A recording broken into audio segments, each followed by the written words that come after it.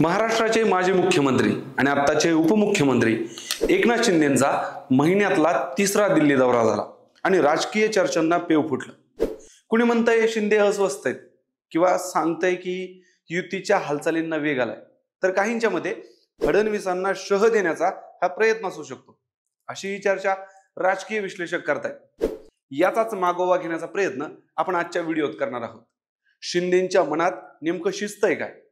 कोणती 5 कारणं आहेत ज्यामुळे त्यांच्या दौऱ्याला एवढं महत्त्व प्राप्त होते, याची चर्चा आजच्या महाराष्ट्र कट्ट्याच्या भागात आपण करणार आहोत। नमस्कार, मी दिनेश दळवी आणि तुम्ही पाहताय आपलं YouTube चॅनल महाराष्ट्र कट्टा।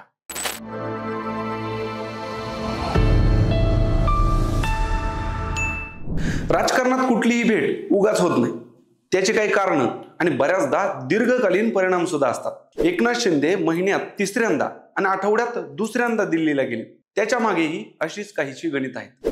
महाराष्ट्रात स्थानिक स्वराज्य संस्थांच्या निवडणुका तोंडावर आल्या, प्रत्येक पक्ष आपला जोर लावतो। मित्र पक्ष सुद्धा एकमेकांविरुद्ध शह देण्याची तयारी करतायत। महायुतीत सुद्धा वरवर दिसत असलं तरी सर्व काही आलबेल नाही। मुळात युती होईल की नाही याबाबतच अनेकांना शंका आहे। पण आता झालं असं की ही चुरस इतक्यापर्यंत थांबली नाही।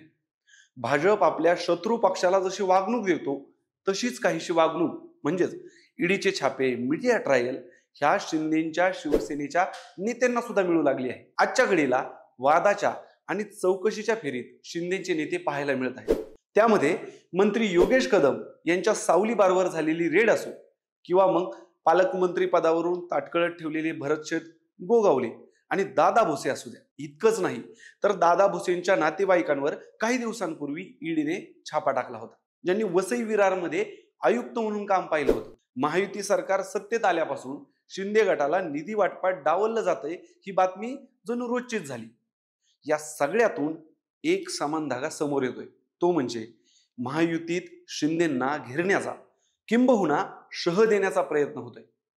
उपमुख्यमंत्री एकनाथ शिंदेंचा दिल्ली दौरा त्यांच्यातील हीच अस्वस्थता अमित शहांकडे मांडण्याचा प्रयत्न म्हणून पाहिला जातोय। आता विषय असा झालाय, स्थानिक स्वराज्य संस्थांमध्ये सर्वांनी मुंबई महानगरपालिकेला लक्ष केले। आजपर्यंत मुंबईत एकनाथ शिंदेंच्या शिवसेनेत मोठमोठे पक्षप्रवेश सुरू होते। या इन्कमिंग मागे मोठा वाटा होता शिंदेंकडे असणाऱ्या नगरविकास खात्याचा। या मंत्रालयाचा वापर करून मोठमोठी कामं आणि निधी यामार्फत शिवसेनेत इन्कमिंग सुरू होतं।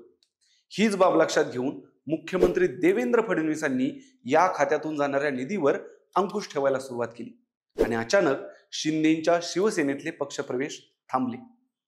भाजपला किंवा त्यांच्या महाराष्ट्रातील नेतृत्वाला हे कळून चुकलंय, एकनाथ शिंदे या नेत्याला ते जेवढं हलक्यात घेत होते तेवढा हा नेता सोपा नाही। यांना काय एकदा पाय ठेवायला जागा दिली तर भाजपला स्थानिक पातळीवर शिंदे मोठं आव्हान म्हणून उभं राहणार हे नक्की। त्यामुळे पडद्यामागून शिंदेचे पंख कापायला सुरुवात झाली आहे। अजित पवार आणि देवेंद्र फडणवीस यांच्यामध्ये जो संवाद आहे तसा संवाद भाजप आणि शिंदे गटात नाही। त्यामुळे देवेंद्र फडणवीसांशी बोलण्याऐवजी आपला संबंध थेट भाजपच्या केंद्रातील नेतृत्वाशी आहे हे दाखवण्याचा प्रयत्न शिंदेकडून याच्या आधीही झाला आहे। शिंदेचं दिल्लीत जाण्याचं आणखी एक कारण म्हणजे आज भाजप महाराष्ट्रात मजबूत स्थितीत असला तरी केंद्रात असणाऱ्या 240 जागा भाजपला आपल्या मित्र पक्षांसोबत जुळवून घ्यायला मजबूर करतायत।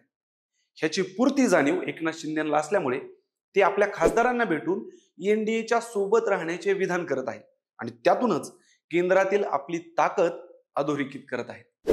त्यातच उपराष्ट्रपती धनखड यांच्या राजीनाम्यानंतर भाजप सुद्धा आपलं बहुमत जुळवत आहे। राजकारणात कोणीही कायमचा शत्रू किंवा मित्र नसतो।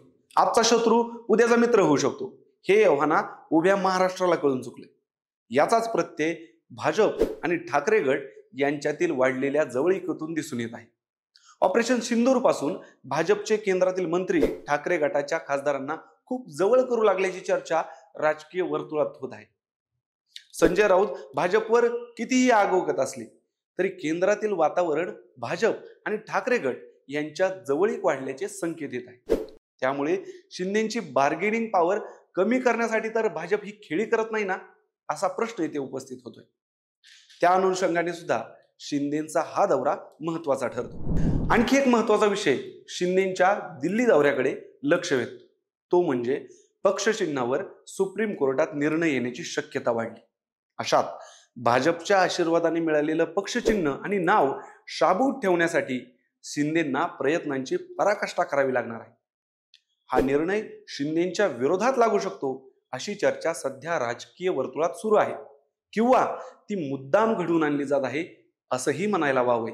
मित्रांनो, हीच आहे ती 5 कारण ज्यामध्ये शिंदे गटामागे लागलेला ईडीचा ससेमिरा, निधी वाटपात होत असलेला भेदभाव, पक्षचिन्ह आणि नाव याचा येणारा निकाल, भाजप ठाकरे गट यांची वाढलेली जवळीक आणि भाजपला केंद्रात असलेली शिंदेची गरज, ज्यामुळे एकनाथ शिंदेचा दिल्ली दौरा सर्वांचं लक्ष वेधून घेतोय. या साऱ्यात उद्धव आणि राज ठाकरे सोबत आल्यामुळे भाजपपेक्षा शिंदेंना मुंबईत तरी भाजपची गरज जास्त आहे.